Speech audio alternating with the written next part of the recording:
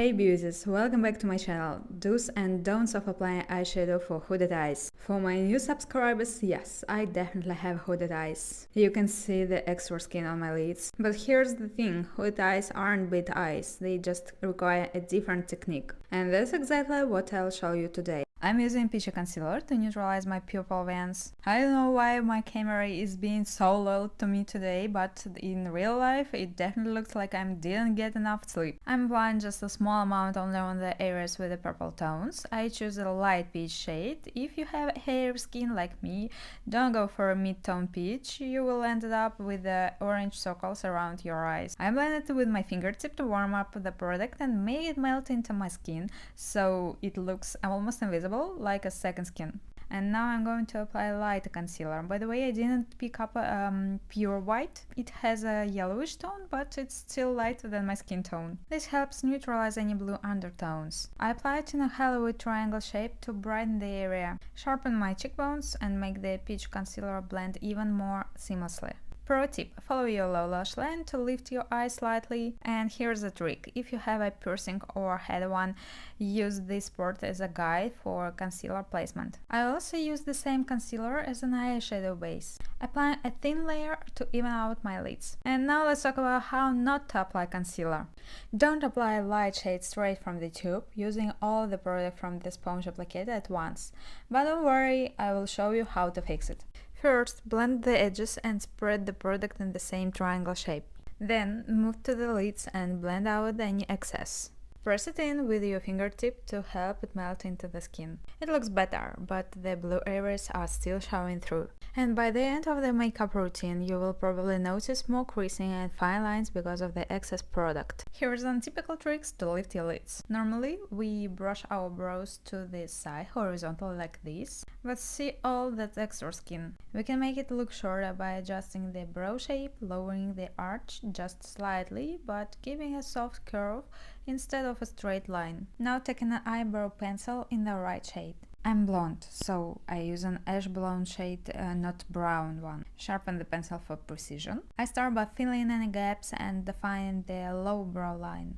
Then I turn my hand and shape the tail of the brow. After that, I go back and fill in any remaining sparse areas. A pencil can leave harsh lines or small spots of product, so brushed out afterwards is essential for a seamless look. Then, set everything with a brow gel. Pro tip: brush the hairs upward and slightly at the 45 degrees angle.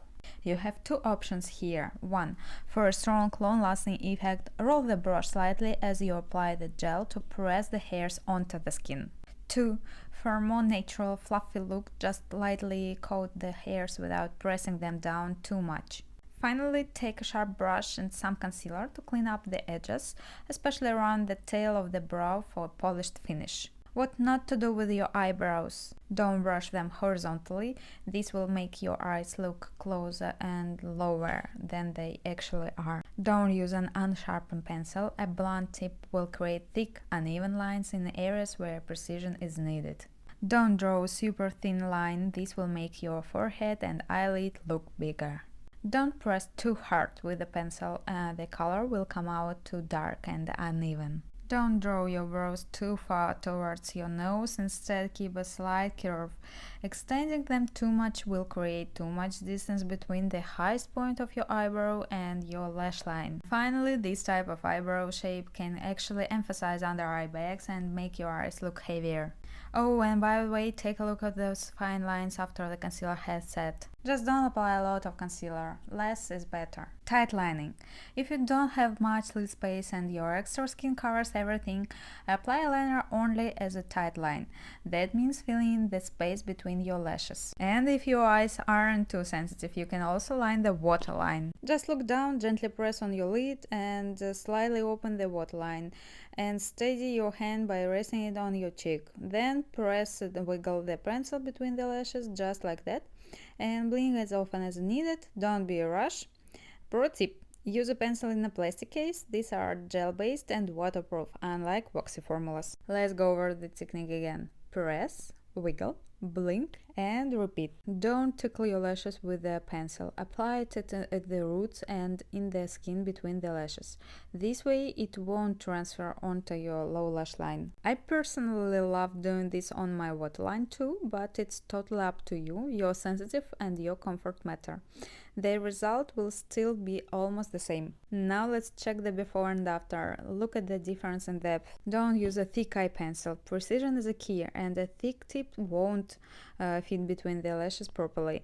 Don't stretch your skin, not just because it can cause wrinkles, but also because once your skin snaps back, the line you just drew will disappear inside the folds.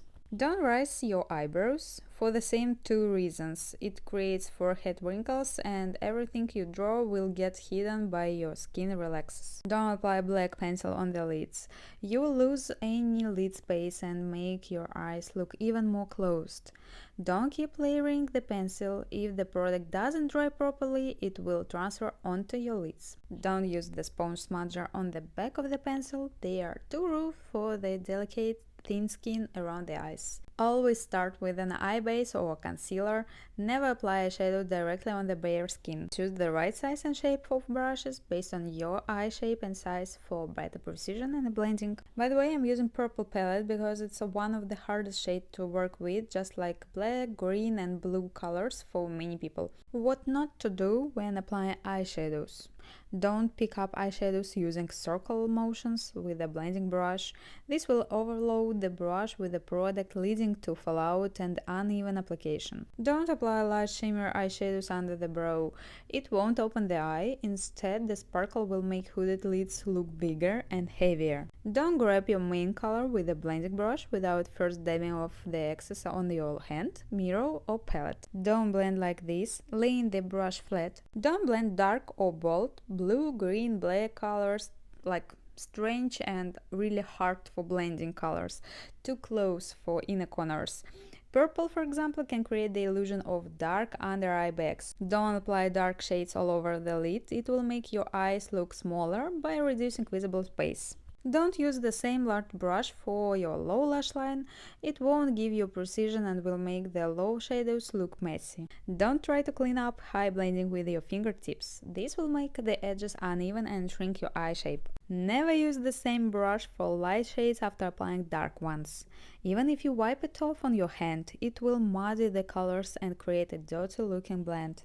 Don't use your pinky finger for inner corner highlights. You will end up spreading shimmer beyond the intended area, making the look messy. Yeah, I know, right now it looks like a total mess, but don't worry, I will show you how to fix it quickly at the end of the makeup. Instead of this list of don'ts, just choose the right brush size. I use one about the size of my fingertip, it gives me better control over the application. However, for some textures, I use my fingertip directly to prevent small shimmer particles from falling under my eyes. I apply a light shade all over my lids, covering the areas that are usually hidden by excess skin. Next, I take a pinky shade with a small blending brush. I slightly tap into the product, then press the brush against my hand to work the pigment into the bristles and minimize fallout. See how much product could have ended up under my eyes. Then chin up, look down and relax your eyebrows again. I apply this shade around the first color, creating a curved shape from the inner to the quarter corner. Then I clean the brush and pick up a darkest shade. For mid-tone colors, I also tap the brush onto the back of my hand first. Just look at this, see how much excess product could have fallen under the eyes. It's all your time. Now look straight ahead, relax my eyebrows and position my face as if I were talking to someone. I press the brush onto the outer corners and perpendicularly to the skin, not flat. This first step sets the placement. Now, if I raise my eyebrows, I can see small gaps. Let's fill those in. To lift and extend the blend, find your low lash line and follow its direction. This will make your eye makeup look more lifted and seamless. I stabilize my hand with my pinky finger and use small strokes for better control. Choose the right size of blending brush. For some people it might be too small, for others too big. And now I'm going to blend the edges where the eyeshadow meet the skin. Hold the brush perpendicular to the skin and use small wiggling motions. Place your pinky on your cheek for extra stability and blend the shadow up to the highest point of your eye. My stop line is through the center of my pupil and where my eye starts to droop. I make sure to blend the eyeshadow a little bit higher. Next, chin down, look straight ahead and use the same brush with the same eyeshadow to blend along the lower lash line. Connect it with the outer corners for seamless blend. Grab a little more of the same eyeshadow color and apply it to the outer and inner corners to add depth.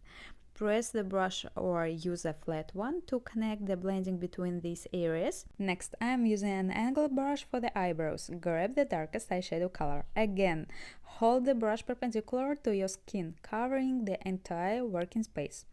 Remove excess product, look straight ahead, relax your eyebrow muscles, and follow your low lash line to apply the eyeshadow. Blend it into the low lash line and smudge the line with your fingertip or brush.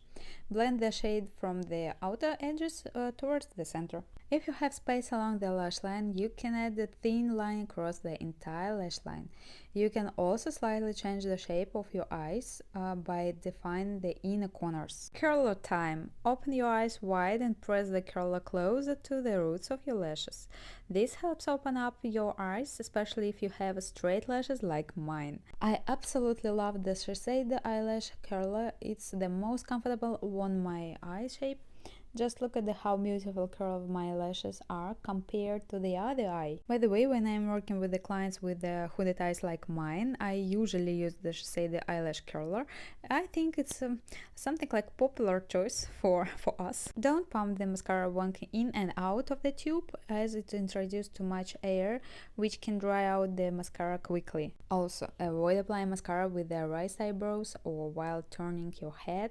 Don't use horizontal movements as it will clump the lashes together and give a spider legs effect. Instead, relax your eyebrows, look down into the mirror and wiggle the mascara wand at the roots of your lashes. The wand from L'Oreal Telescopic is so interesting. I love how the flat side helps loading the maximum product at the roots of the lashes.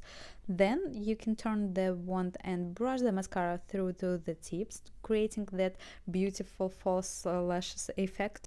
The last tip, clean it up. I like to use a light shade of concealer to clean up any areas that needs a light touch up. I usually apply concealer at the end of my makeup routine, keeping it to just 2 thin layers, not 3 like I did today. Today was more of an educational moment, so just to show you the differences. Usually I apply it underneath my eyes in this classic Hollywood triangle shape between eyebrow and eyeshadows, around my nose where there is redness, what else? On the center of my forehead and chin and under the sculpturing, I mean under cheekbones. If you use a matte concealer, you might not even need powder, especially if you are using a glowy foundation. If you notice something off with the makeup at the end, yes, it's all about the tying everything together. For example, the purple eyeshadows doesn't quite match with the peachy blush. Agree? Let's fix that by covering it slightly with the foundation and swapping for a pink blush instead. Here's the rule. Cool toned eyeshadows are the best friend of cool toned blushes. I use a small brush and these amazing blushes. They are so pigmented, soft and silky with just a little bit shimmer. And even with my large pores at the center of my face, I don't see any texture. We usually say if you have a textured skin, avoid this type of product. Matte blushes are typically the best choice, but I've been using these since they became available in Serbia and they are truly perfect. By the way, I bought them by myself, no PR or advertising here, and you definitely should try them. I know they were a huge trend a few months ago and it's like a viral product, but these blushes are totally worth the hype and I can understand why everybody talk about that product a lot. I use a small brush to highlight the inner corners and the middle of the low lash line to open the eyes more and also add a bit more to the lid space. My favorite part is using a light beige pencil on the waterline. It really creates the bigger eye effect. I usually use that pencil to clean up the lip corners and eyeliner as well. And here's our final result. The eyes are lifted and defined, the skin looks flawless and everything ties together perfectly. I'm loving how everything turned out, hope you too. Here are our favorite before and after.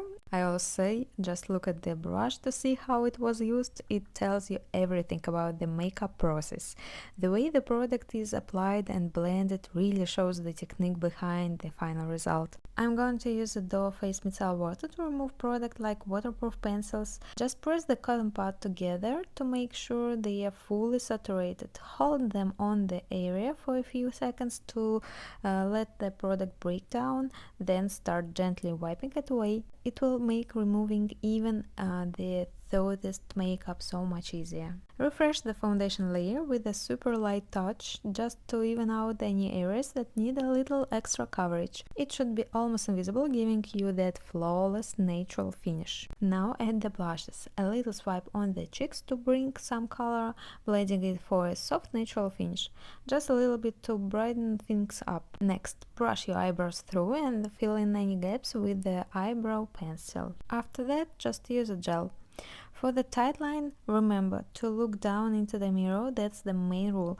It makes it easier to get right into the roots of your lashes for a more defined natural look without any gaps. For the eyeshadows, I apply a light shade to the lids using my fingertip. It gives a soft, smooth application and helps the color really pop without looking too heavy.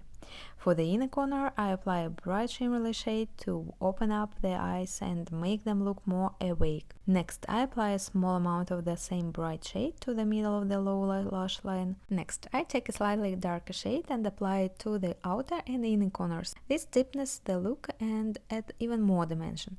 Blend carefully to ensure everything flows smoothly and the transition is soft.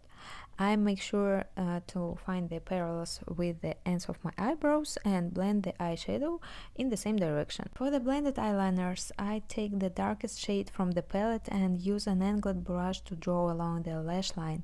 I keep it close to the lashes, blend it out for soft smudged effect. This creates a more defined look without the harshness of a typical eyeliner. Then I use a white eye pencil to line the center of my low waterline.